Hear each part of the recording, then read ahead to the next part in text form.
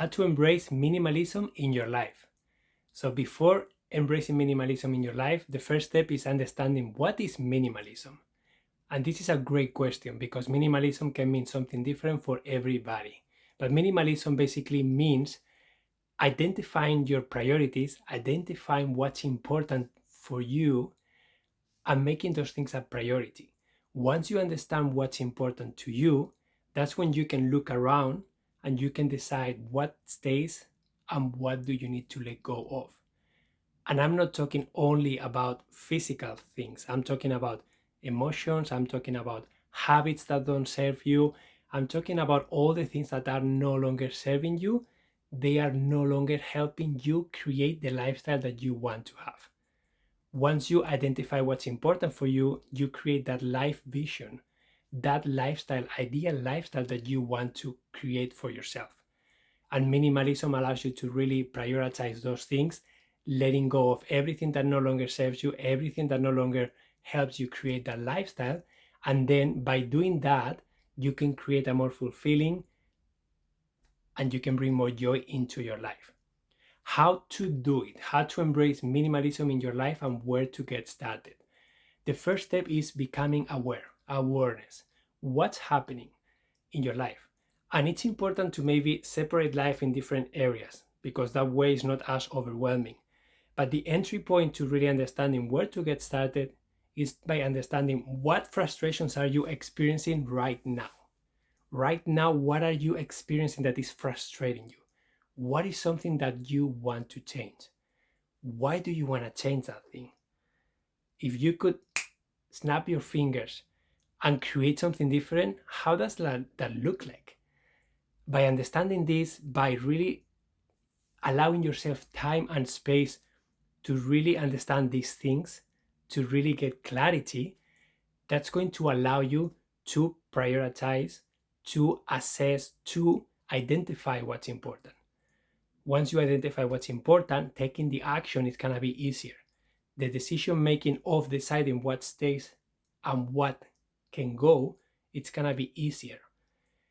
You being able to communicate with the people that you love, the people that are around you, the people that you live with, what you need and why you need it is going to be easier. And by doing this, you are also encouraging them to share how they feel, to share the frustrations that they may be experiencing. And when it comes to communication about something that is common, like could be a house, could be how to use the kitchen, could be how to manage your time with your children if you have children, it could be how to use the garage, it could be so many things that involve the decision of several people. That communication becomes essential to be able to create what you want to see. But the first step is always awareness, always understanding how are you feeling right now, understanding the frustrations that you are experiencing, and really understanding what is that outcome, what is that desired lifestyle, desired result that you want from this process. How does it look like? What are you going to be able to do once the process is finished? How do you want to feel? Understanding all these things is really, really important to help you get started in the journey of embracing minimalism. Okay? Once you start embracing minimalism, it's very helpful to divide your life in different areas. This can look a little bit different for everybody, but some of the main areas that we all have are your body, so what you eat, how much you exercise, how much you sleep, like just taking care of your physical body. So to make sure that it's healthy and that you have energy, your mind, the mental health aspect, the self-care, making sure that you are in a good mood, making sure that you are taking care of your mental health by doing self-care activities that nurture you, self-care activities that help you relax, that help you express your emotions, activities like meditation, painting, going for a walk, could be physical things that also allow for your mind to relax. In my case, for example, when I go and play squash, that's a physical activity, but it's also really good for my mind because it forces me to be present. It forces me to be in the moment, right? And I have the ability to kind of forget a little bit about what's going on in life, just take a break, right? You can do this by by doing activities that are nice to you, and that's gonna look very different for everybody. For some people, that's gonna be reading. For some people, that's going to be going for a run. For some people, that's going to be watching a show that makes them laugh. For some people, it's gonna be juggling. It doesn't matter what it is, as long as you understand what activities make you feel well. So you have your body, you have your mind, then you have your family and the relationships with people in general. That's a huge area that affects us a lot. And that's an area where we can either improve, change, try to meet new people to do different things, different activities, or maybe try to remove how much we are doing because we are stressed or because we don't know how to say no. That communication that needs to happen, creating the healthy boundaries, learning how to say no, protecting yourself, expressing your needs clearly. All these things fall into like family and relationships, right? And those are really, really important because that can be the source of a lot of frustration, a lot of unhealthy boundaries that are draining you. Maybe you end up doing something that you don't feel passionate about because you didn't know how to say no or because you didn't want to make the other person upset. You get where I'm going. That's another huge area for all of us, right? The other area is work. Majority of us, we work, we spend a lot of time working, normally 8 hours a day. So work is a huge category that we can all look at and say, what's causing me frustration in that area? How can I use minimalism to improve my work, to make it more efficient, to make it more enjoyable? And then you look at stuff, physical belongings. And I also put finances in this one. If you want to separate them, you can, but anything that has to do with physical things, with money, with like all the physical belongings that allow you to facilitate the activities that you want to do, the stuff that we need, like a bed to sleep on, a table to sit on, all the kitchen utensils, all the tools that you may need. If you like sports, all the sporting equipment, you get the idea. Anything you want to do, you may need some stuff to be able to do those things, right? So managing that, storing that, like keeping your home tidy, keeping your home functional, this can be a huge source of frustration for a lot of people too, physical clutter. And another one is like giving back.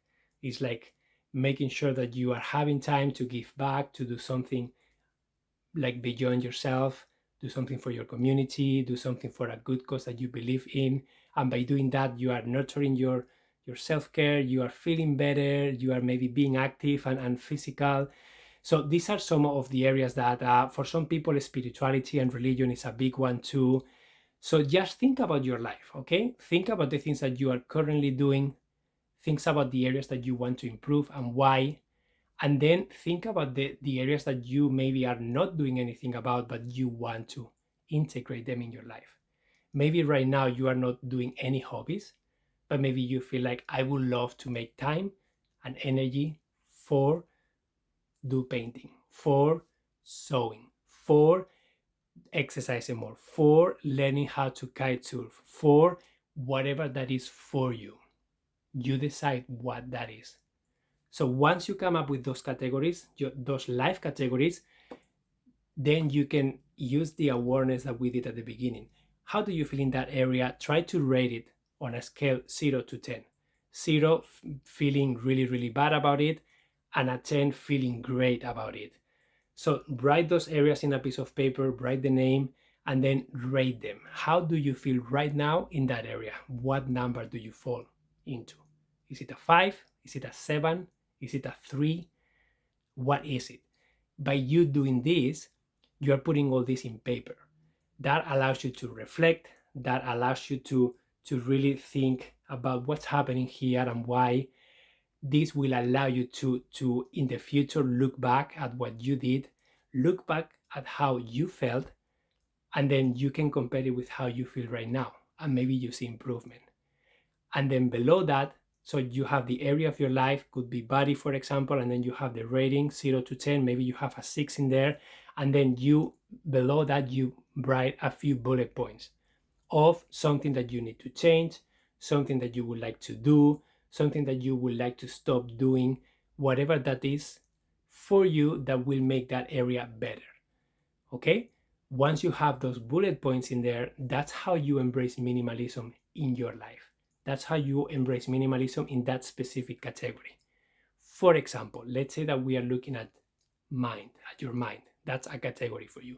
Let's say that you rate your mind as a 4.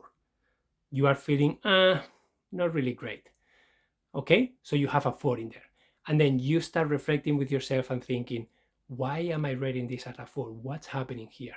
Am I feeling frustrated? Am I feeling overwhelmed? When? And then start asking yourself questions, right? Start trying to finding out what's going on there. Once you figure out something that you could do to improve your situation, that's when you will write it down as bullet points. For example, I know that if I meditate 10 minutes a day, it's going to help calm my mind. By me being able to calm my mind, I'm going to be able to look at life a little bit more differently, a little bit more with more patience. I'm not going to take this personally. I'm going to be nicer to people. For example, that could be one example. So one bullet point will be meditate 10 minutes every day. And then you figure out, when am I going to do this, right? Am I going to be doing this in the morning, middle of the day, at nighttime? And then you try to make it actionable.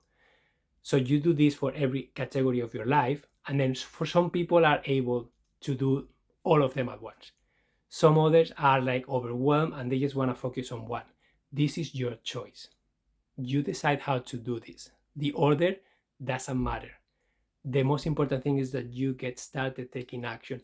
You get started embracing the minimalism in every area of your life by assessing your current situation, by becoming aware, by defining what do you want to try, what do you want to change, and then try to take action. Because at the end of the day, the most important piece is taking action, changing something.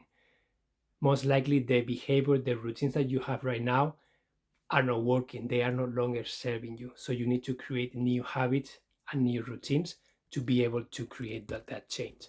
Okay, so that's how you start integrating that in the different areas of your life. So just think about your energy. So you have resources, right? You have time, 24 hours a day, you have energy, you have decisions, you have different things that you need to take action on, and your resources are finite. So how you use them, it is your choice. But you have to become aware of, where are my resources going? Where is my time going? Where is my energy going? Am I liking what is going, or I want to change that? And by you reflecting and questioning that, that's when you start making intentional decisions. Okay? So once you understand what you need and you know what you want to start changing in your life, you have to create the time and you have to protect it. If you don't create the time, it's not going to happen. So you have to put that task in your calendar. Maybe it's the meditation for 10 minutes a day, or maybe it's going for a run twice a week, or maybe whatever that is for you in a specific area of your life.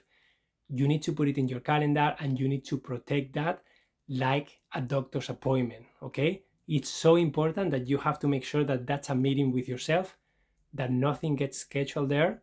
Of course, emergencies happen, but don't let anything get on the way. Try to create that time and try to protect it as much as you can. And then remember that the communication with the people that you love, the communication with others is really, really important. It's important for them to understand you, for them to understand your needs, and for them to respect you. And then you can do the same for them. Also, they can keep you accountable. You can let them know, I am trying to do this. I'm trying to change this specific thing. I'm trying to create this habit. Do you mind checking on me? Do you mind sending me a text message, giving me a phone call, sending me an email, whatever communication you prefer? But use them as accountability buddies, right? And maybe do that activity together with them if you can. So that's another option. Use help. You don't have to do this alone. Help can be in the form of a family member, a good friend, a professional organizer like me, could be in so many different ways. So you don't have to do this alone if you don't want to. Okay? And once you have this, once you have decided what you want to do and why, and you are trying to create that routine, that habit, that's when the maintenance plan comes in place. What is a maintenance plan? A maintenance plan is a plan that you create to make sure that you are taking the required action to create the new habits and routines that you want to create. Because by you repeating those habits and those routines, those are going to create the new reality that you want to live, the new lifestyle that you want to create for yourself. Okay, that happens by having a very clear maintenance plan. For example, let's say that one of the areas that you want to work in is keeping your house tidy. For you, keeping your house tidy means going to the kitchen, having empty countertops, the dishes are always in the dishwasher or put away, maybe the food is always in the fridge, there is a shopping list created of anything that you need. So that's maybe what you want to see, right? So your maintenance plan is to make sure that maybe once a day, at the end of the day, maybe once every couple of days, you make sure that the counters are empty, you make sure that everything is put away, and then the kitchen that's the standard of the kitchen when it's finished. That will be a maintenance plan that you will communicate with the people that you live with. Together you will decide, okay, what is the standard for the kitchen? What is our happy balance on how the kitchen needs to look like? And then you together decide on how that looks like. You together define if the counters need to be empty or not, how does the fridge needs to look like, etc. You understand the idea. You come with the standards, and then the maintenance plan is going to remind you of once every 2 days, I have to make sure that the kitchen looks this way. In my personal case, with my wife, Samantha, we alternate days. One day she cooks and she takes care of the dishes. The following day I cook and I take care of the dishes. And our standard is that by the end of the day, the kitchen is to be clean, dishes put in the dishwasher or the dishwasher unloaded if it's clean, countertops empty, all the food put away in the fridge, and that's it, right?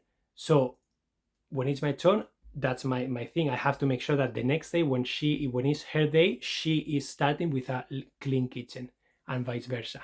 That's our happy balance. That's how we both feel well. In your case, you need to find what your happy balance is. If you live alone, you have to ask yourself. If you live with others, make sure that communication flows. Okay? And guys, this is how you can embrace minimalism in your life. This is the recipe that I invite you to follow. I hope this was valuable.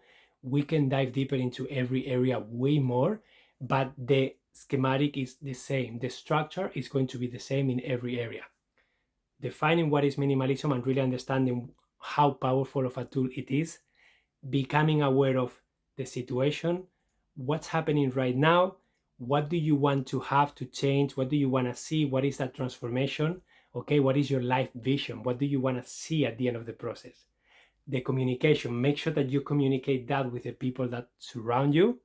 Then take the action, declare, let go of everything that no longer serves you, and organize things, create systems, create new processes, and then involve others. Don't forget to involve others and always ask for feedback. Get help if you need it, and then create a maintenance plan to make sure that you are repeating the habits, the routines, the new habits and routines that you are trying to form. And they will take a few weeks to become automatic. For some people, it's going to be 21 days. For some other people, it's going to be 90 days. The longer you have been doing something a specific way, the longer it may take for you to let go of that and create something new, because you are so used and so familiar to that specific process that starting something new is not going to happen automatically in a day or two. So it's going to take a little bit of time. And that's when accountability, that's when having help, that's when having that visual reminder of your bullet points with how you feel, how you rated that area of your life, the things that you wanted to change is so important, because you can look at that, you can reflect about it, you can remind yourself of why you wanted these things, and then you can hopefully keep pushing through the discomfort of creating that new habit. Okay, so guys, I hope that this was helpful. Let me know what's coming up for you. Let me know what your biggest takeaway was about this lesson of today about how to embrace minimalism in your life. My name is Emilio Jose Garcia, here to serve you. If you need anything, you know where to find me. Adios, guys.